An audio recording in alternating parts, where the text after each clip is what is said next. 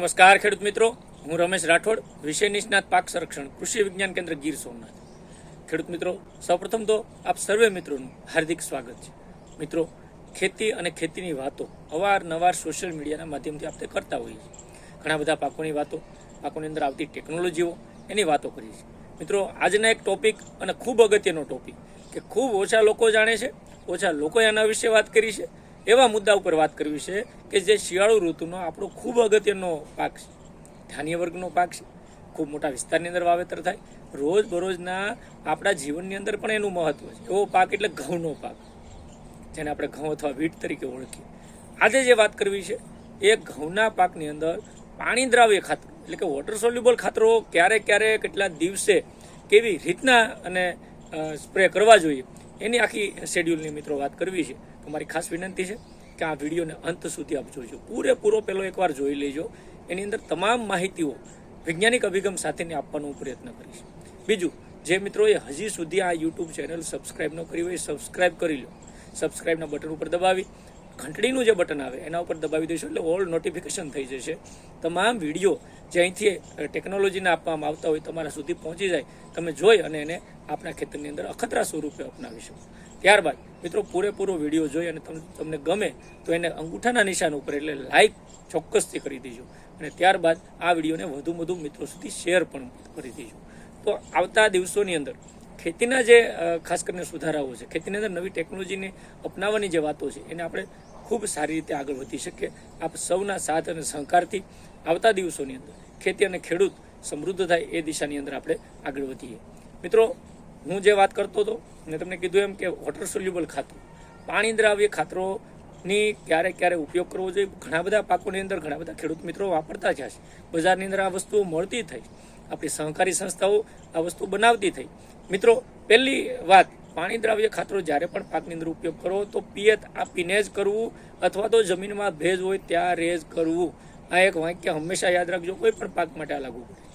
હવે જો ઘઉંની વાત કરીએ તો ઘઉંની અંદર મારી દ્રષ્ટિએ અને ખેડૂતોના જે અનુભવો છે, આ 2-3 વર્ષના જે ખેડૂતો જે ઉપયોગ કરે છે એના અનુભવોને આધારે મેં એક શેડ્યુલ બનાવ્યું છે. ખાસ કરીને મારી દ્રષ્ટિએ 4 સ્પ્રેની અંદર ઘઉંની અંદર જે 120 દિવસનો આપણો પાક છે અંદર જુદા જુદા 4 સ્પ્રે વોટર સોલ્યુબલના કરીએ તો ખૂબ સારું ઉત્પાદન, ગુણવત્તાવાળું અને વધુ ઉત્પાદન પણ એની અંદર આપણે મેળવી શકીએ. તો એની અંદર પ્રથમ જે સ્પ્રે છે એ ખાસ કરીને 19-19-19 NPK વાળું વોટર સોલ્યુબલ 19-19-19 ખાતરનું એક પંપની અંદર 15 લીટર પાણીમાં 100 ગ્રામ નાખી અને સ્પ્રે કરવું જોઈએ. અને આ સ્પ્રે જે પિયત આપી દઈએ છીએ આપણે 18 થી 21 દિવસનું જે પિયત મુકુટમૂળ અવસ્થાનું કહેવાય, એ પિયત આપ્યા બાદ એટલે કે 20 થી 25 દિવસના ગાળાની અંદર જમીનમાં જ્યારે ભેજ હોય ત્યારે ઉપરથી આપણે એનો છંટકાવ કરવાનો છે, 100 ગ્રામ નાખીને કરવાનો છે. ચિત્રની અંદર હું ફોટોગ્રાફ પણ એના તમને ખાતરના બતાવું છું. બીજો જે સ્પ્રે છે એ ખાસ કરીને ઘઉંની અંદર 1261-0નો છે. બીજો સ્પ્રે 1261-0નો કરવાનો છે. આ પણ ખાસ કરીને પંપની અંદર 100 ગ્રામ નાખીને કરવાનો છે.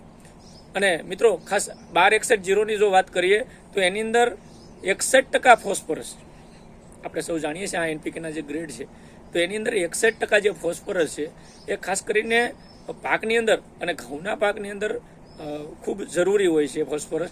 તો એને આ પૂરતી ખાતર તરીકે આપણે 1261-0ને બીજા સ્પ્રેની અંદર ખાસ કરીને આપણે ભલામણ મિત્રો કરીએ છીએ.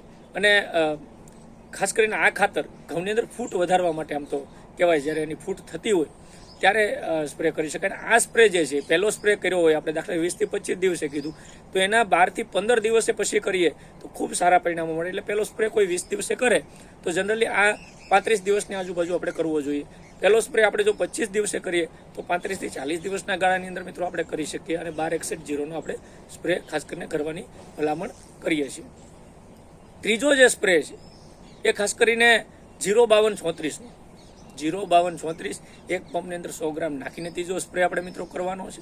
અને ખાસ કરીને ઘઉંની અંદર જે આ 052-34 એની અંદર ફોસ્ફરસ 52% અને 34% પોટાશ છે. એટલે આ જે જુદી અવસ્થાએ આપણે જે વાત કરી રહ્યા છીએ, પહેલી અવસ્થા વૃદ્ધિ અને વિકાસની 19-19-19ની હતી, ત્યારબાદ 1261-0 એટલે નાઇટ્રોજન અને ફોસ્ફરસ મળે છે. ત્રીજો જે સ્પ્રે આપણે વાત કરી છે 052-34, તો એની અંદર ફોસ્ફરસ અને પોટાશ મળે છે. ખાસ કરીને ડુંડીમાં ફોસ્ફરસ અને પોટાશ પૂરતા પ્રમાણમાં મળી રહે, એટલે કે ડુંડી જે અવસ્થા નીકળે છે ત્યારે આ આપણે સ્પ્રે કરવાની અત્યારે ભલામણ કરીએ છીએ. એટલે એ સમયે એને ખાસ કરીને ફોસ્ફરસ અને પોટાશ પૂરતો જો મળી રહે તો ખૂબ સારા ઉત્પાદનની શક્યતા વધી જાય. અને આ ખાતર આપણે સૌ જાણીએ છીએ કે વધારે ફળ વધારવા માટે એટલે કે ફળ લગાડવા માટે એટલે દાણા બેસાડવા માટે આ ખાતરનું ખૂબ ઉપયોગીતા છે. બીજા પાકોની અંદર પણ આપણે અગાઉ વાત કરી હતી.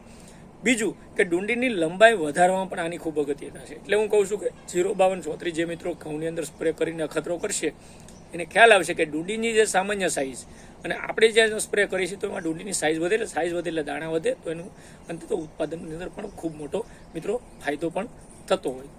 ખાસ કરીને જે ચોથો સ્પ્રે છે અને આમ કહીએ તો જે ખાસ કરીને છેલ્લો સ્પ્રે કહી શકાય, તો એની અંદર ઘઉંની અંદર 0050નો સ્પ્રે કરવાનો છે. પણ મિત્રો આની અંદર 0050 એટલે પોટાશ આવે, સાથે સાથે 13% સલ્ફર પણ મળે છે. પોટેશિયમ સલ્ફેટ તરીકે ઓળખાતું આ ખાતર એનો છેલ્લા સ્પ્રેની અંદર આપણે ઉપયોગ કરીએ છીએ. પણ ખાસ કાળજી એ લઈએ કે ડુંડી બહાર નીકળી ગયા પછી જે દૂધિયા દાણા અવસ્થા ઘઉંની અંદર આવે ત્યારે જ આપણે 0050નો સ્પ્રે એટલે કાંઈ છેલ્લો સ્પ્રે કરવાનો છે. દૂધિયા દાણા બેસે ઘઉંની અંદર ત્યારે જ કરવાનો છે. હું દિવસો આની અંદર એટલા માટે નથી કહેતો કે ઘણીવાર વહેલી મોડી પાકતી જાતોની અંદર થોડી ઘણી આગળ પાછળ દિવસો થતા હોય, પરંતુ આ જે અવસ્થાઓ કીધી, પહેલી મેં અવસ્થા કીધી 19 તો 20 થી 25 દિવસ કીધા. બીજી જે અવસ્થા ખાસ કરીને કીધી મેં 1261-0ની, તો 30 થી લઈને 35-40 દિવસ સુધી કરી શકાય. ત્યારબાદ 052-34ની આપણે વાત કરી કે ઘઉંની અંદર ખાસ કરીને ડુંડી જે અવસ્થા છે એની લંબાઈ વધારવામાં આ ઉપયોગી છે, તો એ ત્રીજા સ્પ્રેની અંદર આપણે એ સમયે ઉપયોગ કરી શકીએ. અને છેલ્લું જે ખાતર હું કહી રહ્યો છું એ દૂધિયા દાણા અંદર બેસી જાય એટલે પોંક અવસ્થા ઘણી વખત થતી હોય, ડુંડી ઘઉંમાંથી જે પાંદડામાંથી બહાર નીકળતી હોય એ અવસ્થાએ આપણે ખાસ કરીને કરવાનું, કારણ કે આની અંદર પોટાશ છે 50% છે. તો પોટાશ છે એ દાણો વજનદાર અને ચમકતો કરવામાં ખૂબ અગત્યનું છે. એટલા માટે મિત્રો આ સ્પ્રે પણ ખૂબ અગત્યનો બની જતો હોય છે. બીજું, ડુંડી બહાર નીકળી જાય, દૂધિયા દાણા અવસ્થા હોય ત્યારે જ આપણે એક પંપની અંદર 100 ગ્રામ નાખીને આ ખાતર સ્પ્રે કરવાનું છે. બજારની અંદર ઘણી બધી કંપનીઓ, ઘણા બધા સહકારી સંસ્થાઓ જેવું એના દરેકના હું ફોટોગ્રાફ પણ તમને એની અંદર બતાવું છું. એ પ્રમાણે આપણે એનો ઉપયોગ ખાસ કરીને મિત્રો કરી શકીએ. મેં કીધું આની અંદર પોટાશ 50% અને સાથે સાથે 17.5% ખાસ કરીને સલ્ફર હોય, તો બંને ખૂબ જરૂરી ઘઉંની અંદર બની જતું હોય. તો 0050નો છેલ્લો સ્પ્રે, તો આ 4 જે સ્પ્રે છે 19-19-19, 1261-0, 052-34 અને 0050, 4 વોટર સોલ્યુબલ ખાતરો ઘઉંની અંદર મિત્રો અખતરા સ્વરૂપે આ વર્ષે 1 કે 2 વીઘામાં અખતરો કરજો. પેકેટની કિંમત મેં અગાઉ પણ કીધું, ઘણા બધા પાકોની ખૂબ નજીવી કિંમત 150-200 રૂપિયાનો કિલો મળતું હોય. એક પેકેટમાંથી 10 પંપ આપણે કરવાના હોય છે. 1 એકરની અંદર ભલામણ હોય તો કમસે કમ 2.5 વીઘા 1 એકરની અંદર આપણે અખતરો કરી લઈએ. બીજા ઘઉંને આપણે ન અખતરો કરી તો તમને પણ ખ્યાલ આવી જાય કે હકીકતમાંની ડુંડીની લંબાઈ, સાઇઝ, ક્વોલિટી, વજન, ઉત્પાદન આ બધું વધે છે કે નહીં વધે. અને એના આખા એકરનો ખર્ચો જ્યારે આપણે ગણીએ મિત્રો તો કદાચ 600 થી લઈને 800 રૂપિયાનો થતો હોય, તો એની સામે ખાલી ફક્ત ને ફક્ત હું એમ કહું છું 2 મણ ઘઉં જો વધી જાય તો આપણો ખર્ચો નીકળી જાય. પણ મારી દ્રષ્ટિએ એક જે 2.5 વીઘાની અંદર આપણે જો આ ખતરો કરી તો 10 થી 12 મણ જો ઘઉંનો ફેરફાર થતો હોય તો ખૂબ મોટો ફાયદો છે. પૈસાની અંદર પણ આર્થિક રીતે ફાયદો છે. તો આ વોટર સોલ્યુબલ ખાતરો મિત્રો આપણે ખાસ કરીને અપનાવવા જોઈએ. બીજું, ઘઉંની કોઈ પણ વેરાયટીમાં ઉપયોગ કરી શકાય, એવું જરૂરી નથી કે પર્ટિક્યુલર કોઈ વેરાયટી માટે જ હોય, પરંતુ એનું સમયનું પત્રક છે. ખાસ કયા અવસ્થાએ છાંટવું એ ખૂબ જરૂરી હોય છે વોટર સોલ્યુબલ ખાતરો. બીજું, દરેક ખાતર છાંટીએ ત્યારે ભેજ જમીનમાં હોવો જોઈએ. મેં અગાઉ પણ કીધું, ફરી રિપીટ કરું, જમીનમાં ભેજ હોય ત્યારે જ આપણે એનો ઉપયોગ કરીએ. દરેક ખાતરોનો નાઇટ્રોજન, ફોસ્ફરસ, પોટાશ, સલ્ફર બધાના અલગ અલગ ફંક્શન છે. મિત્રો આપ પણ જાણતા હશો કે દાખલા તરીકે નાઇટ્રોજન છે તો વાનસ્પતિક વૃદ્ધિ કરવા માટે જે ગ્રેડની અંદર NPK આપણે વાત કરી વોટર સોલ્યુબલ, જ્યાં જ્યાં નાઇટ્રોજન આવે તો વૃદ્ધિ અને વિકાસ માટે એનું ખાસ કરીને મોટો ફાળો છે. હરિતકણની જે નિયંત્રણમાં લાવવાનું કામ પણ નાઇટ્રોજન મિત્રો કરતું હોય. એમિનો એસિડ બનાવવાનું ખાસ કરીને કામ છે, અથવા ઉત્સેચકોની ક્રિયા વધારવાનું કામ પણ નાઇટ્રોજનનું છે. એ જ રીતના ફોસ્ફરસની વાત કરીએ તો મૂળ, ડાળીઓ, એની ફળની સંખ્યામાં વધારો કરવાનું અથવા એને નિયંત્રણ કરવાનું કામ ખાસ કરીને મિત્રો ફોસ્ફરસનું છે. છોડની મજબૂતાઈ આપવાનું કામ પણ ફોસ્ફરસ કરતું હોય. એટલે ઉપરથી જે સ્પ્રે આપણે NPKની અંદર ફોસ્ફરસ વાળા જે વોટર સોલ્યુબલ ખાતરો કરીએ તો એ છોડને મજબૂતાઈ પણ આપે. પ્રકાશની ક્રિયામાં પણ એનો મહત્વનો રોલ ફોસ્ફરસનો છે. આ જ રીતના જો પોટાશની વાત કરીએ તો ફળના વિકાસની અંદર પોટાશ ખૂબ મહત્વનું છે. ફળની ગુણવત્તા સુધારવામાં પોટાશ મહત્વનું છે. રોગ પ્રતિકારક શક્તિ છોડની અંદર વધારવામાં પણ પોટાશ ખૂબ મહત્વનો ભાગ ભજવે છે. તો આ બધા જે નાઇટ્રોજન, ફોસ્ફરસ, પોટાશના ફંક્શન છે એના લીધે આપણે આ વોટર સોલ્યુબલ ખાતરોની ભલામણ કરીએ. ઘણા ખાતરોની અંદર સલ્ફર પણ આવે. મેં કીધી 0050ની અંદર 17.5% સલ્ફર આવે. તો સલ્ફર પણ છે એ છોડની રોગ પ્રતિકારક શક્તિ, છોડની તંદુરસ્તી વધારવામાં ખાસ કરીને સલ્ફરનો કામ પણ ખૂબ મોટું છે.